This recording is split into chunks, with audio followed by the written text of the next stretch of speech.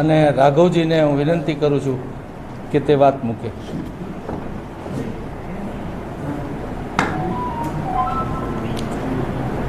आप सबका आम आदमी पार्टी के आज के इस प्रेस कॉन्फ्रेंस में बहुत बहुत स्वागत. आम आदमी पार्टी और अरविंद केजरीवाल जी की बढ़ती लोकप्रियता देखकर और जैसे जैसे हर गुजराती के मन में, हर गुजराती परिवार के दिल में अरविंद केजरीवाल जी अपनी जगह बना रहे हैं, वैसे वैसे भारतीय जनता पार्टी डर रही है, घबरा रही है, बौखला रही है और हर प्रकार का हथकंडा अपना रही है. आज भारतीय जनता पार्टी आम आदमी पार्टी के कार्यकर्ताओं पे हमले करा रही है.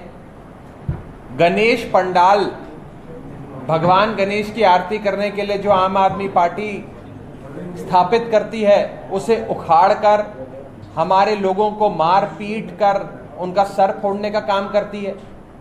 जिस बिल्डिंग में आम आदमी पार्टी अपनी मीटिंग करती है या जिस हॉल में अरविंद केजरीवाल जी जनता को संबोधित करते हैं, अगले ही दिन वहां बुलडोजर भेजकर उस हॉल को डिमोलिश कराने का काम भारतीय जनता पार्टी कर रही है.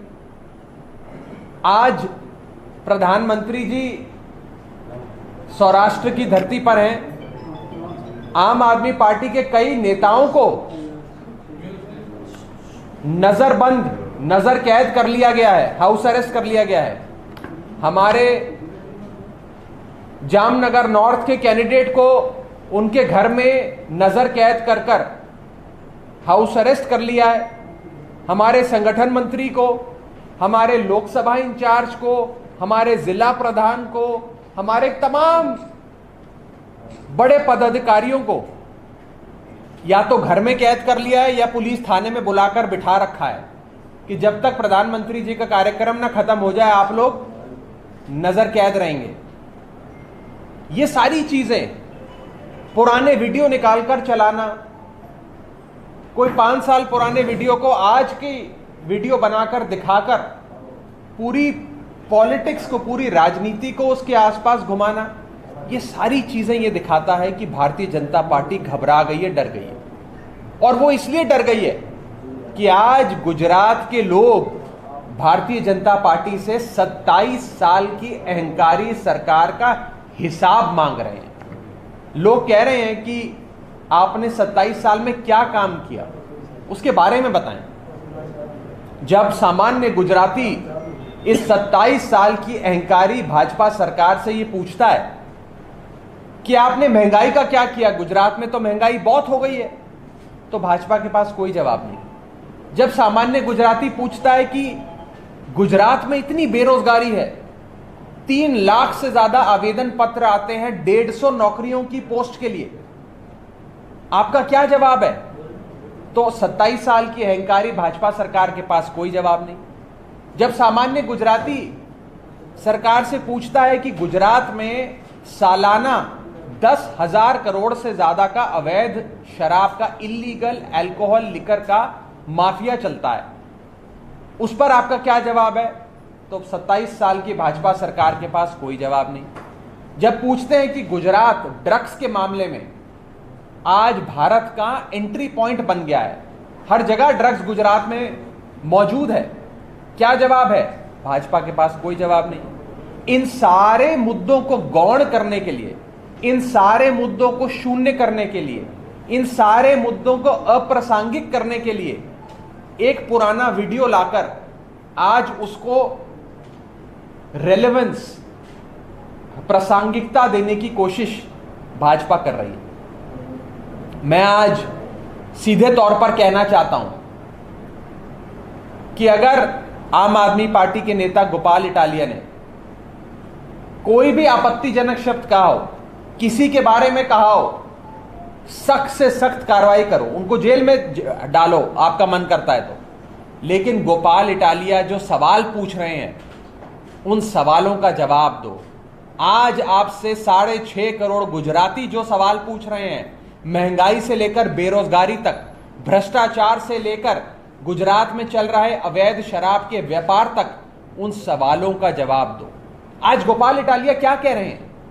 वो यही कह रहे हैं कि सामान्य गुजराती परिवार के बच्चे को अच्छी शिक्षा मिले, गुजरात में हर जगह बढ़िया इलाज, ऑपरेशन मुफ्त हो, मोहल्ला क्लिनिक बने, अस्पताल बने।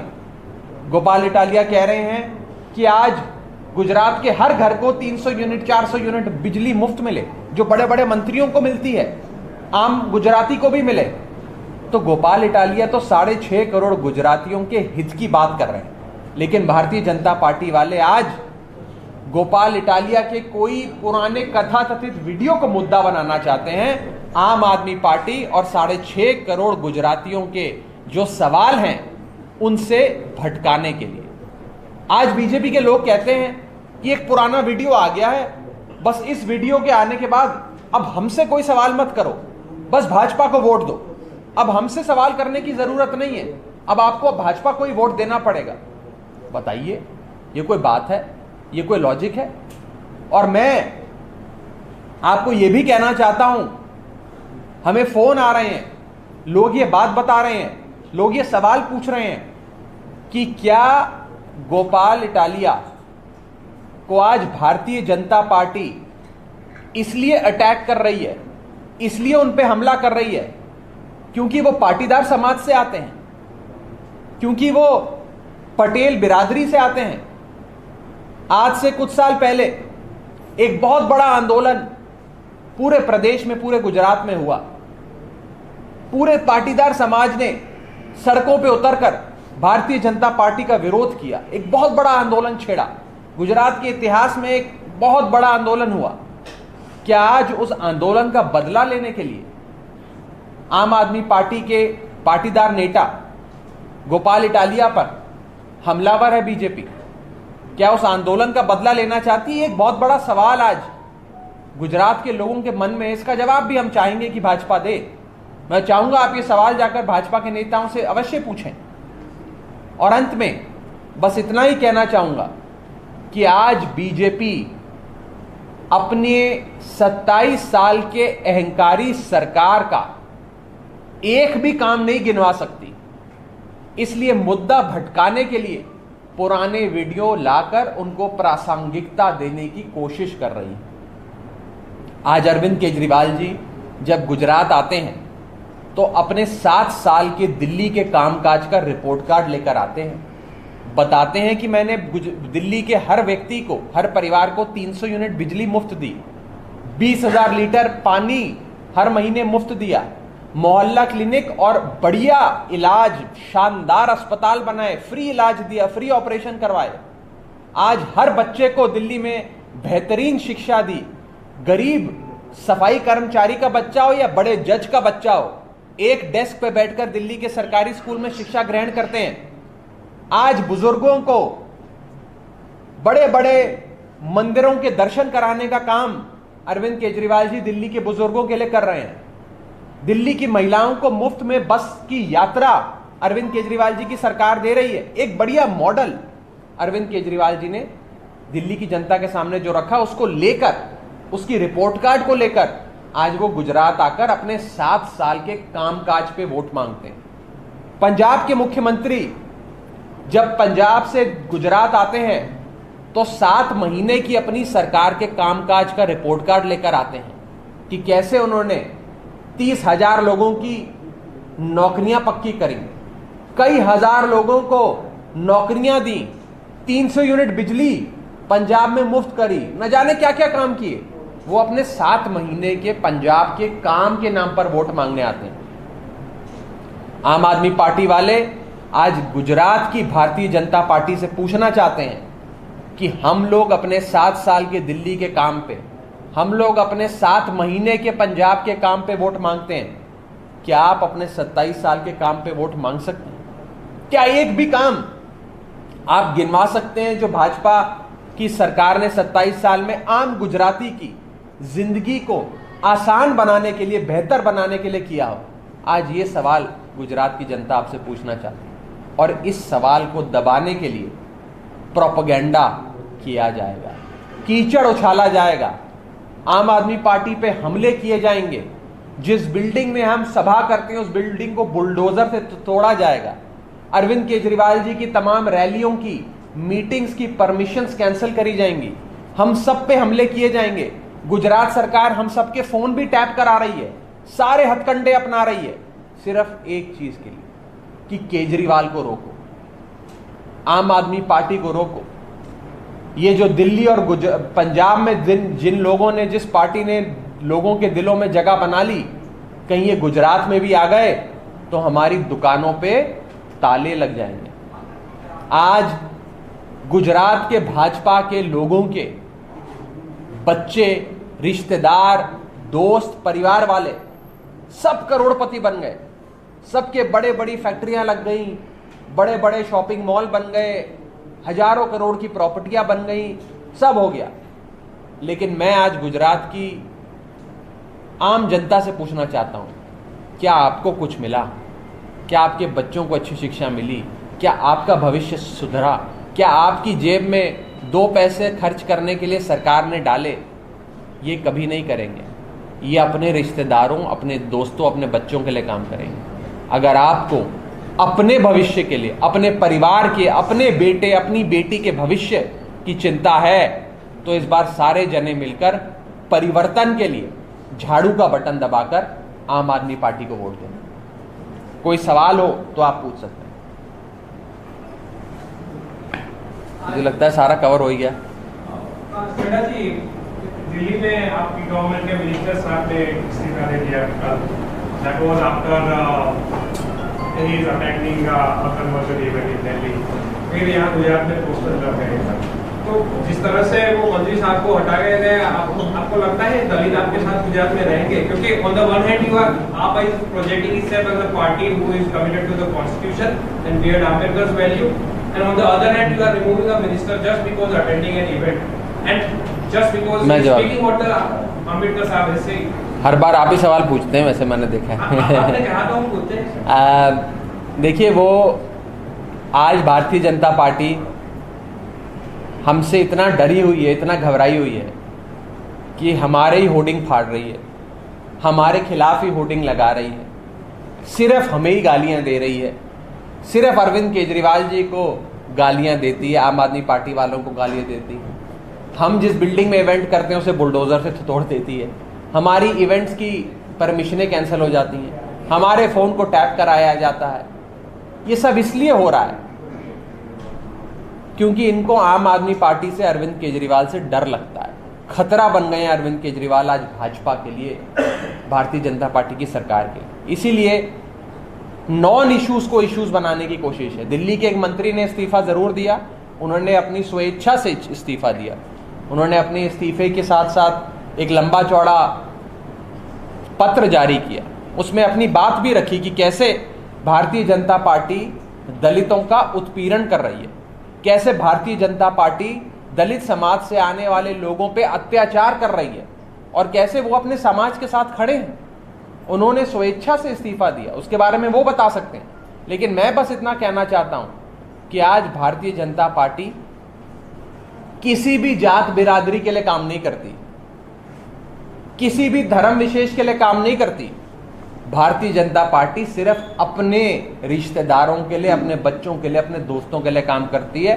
उनके सोने के महल बनाती है, उनकी करोड़ों की फैक्ट्रियां लगवाती है, उनके बड़े शॉपिंग मॉल बनवाती है, उनको हजारों करोड़ रुपए देती है। ये ना किसी बिरादरी के हैं, ना किसी धर्म के हैं, ये सिर्फ अपने हैं और अपना ही हित जानते हैं। सिग्नल क्या भेज रहे हैं आप दलित कम्युनिटी, दलित वोटर्स को? नहीं, इसमें कोई सिग्नल भेजने की बात ही नहीं है। ये तो भारतीय जनता पार्टी एक नॉन इश्यू को इश्यू बना रही है। चंद्र जी, मैं ये पूछ रहा हूँ कि आपने बताया कि वो जो मंत्री कहीं भी आरोप लगता है तो उसने रेजिग्नेशन दे दिया था। पहली बार गुजरात के चुनाव में आम आदमी खुल के आई है और ये मंत्री को इस्तीफा देना के बाद उसका फेवर ऑफ हिंदुत्व, आप क्या कहते हैं? नहीं, देखिए, ये सारे इश्यूज को राजनीति में और आने वाले चुनावों में इशू बनाने की कोशिश बीजेपी कर रही है। अब अरविंद केजरीवाल जी ने कहा कि मैं हनुमान जी का भक्त हूं, हनुमान जी मेरे इष्ट देव हैं, मेरे भी इष्ट देव हैं, मैं हर मंगलवार हनुमान मंदिर जाता हूं। अरविंद जी ने कहा कि मैं जन्माष्टमी के दिन पैदा हुआ। उनका जन्म 1968 में हुआ, 16 अगस्त 1968। अब पूरी भारतीय जनता पार्टी अरविंद जी के इस बयान के बाद कैलेंडर लेकर बैठ गई कि देखे 1968 में जन्माष्टमी कौन से दिन थी। अब वो दिखा रही है कि देखो जी शायद 16 को नहीं थी, शायद 17 की सुबह थी या 15 की रात थी। वो कैलेंडर लेकर घूम रहे हैं। तो मैं बीजेपी वालों को कहना चाहता हूं कि हम अपने इष्ट देव की पूजा करते हैं, उनसे प्यार करते हैं। आप इन विषयों का मजाक ना उड़ाइए। आप किसी के धर्म का, कोई जन्माष्टमी के दिन पैदा हुआ, कोई भगवान कृष्ण का भक्त है, कोई हनुमान जी को अपना इष्ट मानता है, उसका मजाक मत उड़ाइए। आज बीजेपी मजाक उड़ाने का काम कर रही है। आज बीजेपी लोगों की भावनाओं से खिलवाड़ करने का काम कर रही है। आज अरविंद केजरीवाल जी ने अगर ये कहा कि वो जन्माष्टमी के दिन पैदा हुए, तो भारतीय जनता पार्टी 1900 जिस भी सन में उनका जन्म हुआ उसका कैलेंडर निकाल कर बैठी हुई है और जगह जगह चौराहे पे दिखा रही है कि देखो ये आदमी झूठ बोल रहा है। मैं भारतीय जनता पार्टी वालों को कहना चाहूंगा कि अपनी आदतों से बाज आएं और गुजरात की जनता जो महंगाई, बेरोजगारी, नशे, जहरीली शराब, भ्रष्टाचार पे सवाल पूछ रही है, उन सवालों का जवाब दे। और मैं आप सबसे पूछता हूं, आज गुजरात में ऐसा क्यों हो रहा है कि भारतीय जनता पार्टी का एक भी नेता, CR पाटिल से लेकर भूपेंद्र पटेल तक, कोई भी नेता कांग्रेस को गाली नहीं देता, कांग्रेस पे हमला नहीं करता, कांग्रेस के होर्डिंग नहीं फाड़ता, कांग्रेस जिस कमरे में या बिल्डिंग में अपनी रैली करती है, जनसभा करती है, उस बिल्डिंग को बुलडोजर से नहीं तोड़ता, कांग्रेस के नेताओं को अरेस्ट नहीं करता, कांग्रेस के नेताओं के गणेश पंडाल को नहीं उखाड़ते। सिर्फ और सिर्फ आम आदमी पार्टी के साथ ये हो रहा है। वो इसलिए हो रहा है क्योंकि भारतीय जनता पार्टी घबराई हुई है। परिवर्तन गुजरात के लोग चाहते हैं। आज गुजरात के लोग परिवर्तन की छतरी तले आम आदमी पार्टी और अरविंद केजरीवाल जी से जुड़ते जा रहे हैं। ये डर भाजपा को सता रहा है। आज मोदी जी ने कहा कि अर्बन नक्सलवाद अब गुजरात से उड़ के आया है, अर्बन नक्सलवादियों को प्रवेश मत देना। देखिए, अब सारी गालियां हमें शोभा नहीं देता प्रधानमंत्री जी को ऐसी भाषा का इस्तेमाल करना। और मैं एक और चीज बोल दूं, ये भी भारतीय जनता पार्टी फैलाने की कोशिश कर रही है कि डबल इंजन की सरकार दो, केंद्र में भी बीजेपी, राज्य में भी बीजेपी, डबल इंजन। अरे डबल इंजन की जरूरत तो उन लोगों को पड़ती है जिनका एक इंजन हमेशा खराब रहता है। भाजपा का एक इंजन तो हमेशा ही खराब रहता है। आज दिल्ली में डबल इंजन की सरकार नहीं है, लेकिन मध्य प्रदेश हो, उत्तर प्रदेश हो, कर्नाटका हो, महाराष्ट्र हो, जहां जहां भी डबल इंजन की सरकार है, उससे 100 गुना ज्यादा काम साफ नीयत के पढ़े लिखे सच्चे ईमानदार अरविंद केजरीवाल ने करके दिखाया। आज पंजाब में डबल इंजन की सरकार नहीं है, लेकिन उत्तर प्रदेश हो, कर्नाटका हो, मध्य प्रदेश हो, महाराष्ट्र हो, जहां जहां भाजपा की डबल इंजन वाली सरकारें चल रही हैं, उससे कहीं ज्यादा काम भगवंत मान साहब की पंजाब की सरकार ने करके दिखाया। इसीलिए ऐसी सरकार चुनने का फायदा नहीं, ऐसे डबल इंजन को अपनाने का फायदा नहीं जिसका एक इंजन हमेशा ही खराब रहता है। इसीलिए साफ सुथरी आम आदमी पार्टी को, पढ़े लिखे लोगों की आम आदमी पार्टी को वोट दीजिए। हर बार नक्सलवाद से बोला जाता है, इसके बारे में क्या कहेंगे? आज भी देखिए, मुझे याद आता है शायद 10 जनवरी की वो तारीख थी, 10 जनवरी 2015 की, अगर मेरी याददाश्त मेरा साथ दे रही है। दिल्ली के बहुत बड़े रामलीला मैदान में प्रधानमंत्री जी ने एक रैली को संबोधित करते हुए दिल्ली चुनाव से पहले यही शब्द का प्रयोग करते हुए कहा था कि ये लोग अर्बन नक्सल हैं, नक्सलवादी हैं, इन्हें जंगल में चले जाना चाहिए। दिल्ली के लोगों ने 10 जनवरी 2015 के एक महीने बाद, जब दिल्ली में विधानसभा चुनाव हुआ, अपने वोट की ताकत से बताया कि किसको दिल्ली सचिवालय जाकर सरकार चलानी चाहिए और किसको जंगल में चले जाना चाहिए। ये जवाब जनता देती है। आज अरविंद केजरीवाल जी को न जाने क्या क्या गालियां दी जा रही हैं, बीजेपी के लोग उनके परिवार को गालियां दे रहे हैं, उन पे निजी हमले कर रहे हैं, नक्सली कह रहे हैं, क्या क्या कह रहे हैं, भगवान जाने क्या क्या कह रहे हैं। हम इस गाली गलौच में, इस गंदी राजनीति में नहीं पड़ना चाहते। आप हमें गाली दोगे, हम कहेंगे मोहल्ला क्लिनिक बनाएंगे। आप हमें नक्सली कहोगे, हम बोलेंगे हम गुजरात के बच्चों के लिए अच्छी शिक्षा की व्यवस्था करेंगे। आप हमें और गालियां दोगे, हम गुजरात के लोगों को मुफ्त बिजली देंगे। हम अपने काम पर, हम अपने एजेंडे पे चलेंगे, आप अपने एजेंडे पे चलो। आईबी का रिपोर्ट के केजरीवाल जी बोल रहे हैं कि गुजरात में सरकार बन रही है, आप सौराष्ट्र के दौरे पे हो, उनसे कारण बता रहे हैं कि आप कांग्रेस को तो ये चित्र में, जो पुरानी पार्टी है गुजरात में, उनको आप चित्र में नहीं देते, आप भाजपा और आम आदमी की लड़ाई की बात कर रहे हैं। दो तीन कारण बता सकते, देखिए घूम भी आएंगे, आपके पास कोई रिजल्ट का कोई थीम भी आएगा? हाँ, देखिए कांग्रेस पार्टी इस देश की राजनीति से और खास करके गुजरात की राजनीति से पूरी तरीके से साफ होती नजर आ रही है। कांग्रेस बहुत बूढ़ी हो गई है, थक गई है। जब घर में कोई 90-95 साल की वृद्ध अवस्था में होता है तो उससे काम नहीं कराया जाता, उसे अच्छे डॉक्टर के पास या अच्छे अस्पताल ले जाकर उसका इलाज कराया जाता है, उसे अच्छी दवाई दी जाती है। आज कांग्रेस वही 95 साल के बुजुर्ग आदमी या उस बुजुर्ग औरत की स्थिति में है जिससे सिर्फ अस्पताल के आईसीयू में ले जाकर अच्छा इलाज देना चाहिए, उसकी सेवा होनी चाहिए। उसको अब ना चुनाव लड़ने का, ना चुनाव जीतने का कोई मैं कहूँ भूख है, प्यास है या इच्छा है। कांग्रेस थक गई। अब राहुल गांधी जी भारत जोड़ो यात्रा निकाल रहे हैं। भारत जोड़ो यात्रा निकल रही है तमिलनाडु और केरल में, चुनाव है गुजरात में, तो आप खुद ही समझ लीजिए कि वो कितने गंभीर हैं गुजरात और भारत की सियासत को लेकर। वो ऐसे राज्यों में भारत जोड़ो निकाल रहे हैं भाजपा के खिलाफ जिन राज्यों में भारतीय जनता पार्टी है ही नहीं। 25 दिन तमिलनाडु में लगा दिए। तमिलनाडु में भारतीय जनता पार्टी का एक भी विधायक नहीं है, तमिलनाडु में भारतीय जनता पार्टी का एक भी सांसद नहीं है, लेकिन भारत जोड़ो यात्रा चल रही है तमिलनाडु में। तो मैं पूछना चाहता हूं कि ऐसी निकम्मी कांग्रेस जिसे कुछ अता पता ही नहीं है भारत की राजनीति का, उससे क्या उम्मीद लगाई जा सकती है। और आज हम सौराष्ट्र की धरती पर है, संतों की धरती कहा जाता है, गुजरात में है। इस सरदार गांधी के गुजरात में 27 साल से भारतीय जनता पार्टी की सरकार इसलिए है क्योंकि भारतीय जनता पार्टी का मुकाबला 27 साल से एक निकम्मी, थकी हुई कांग्रेस से हो रहा है।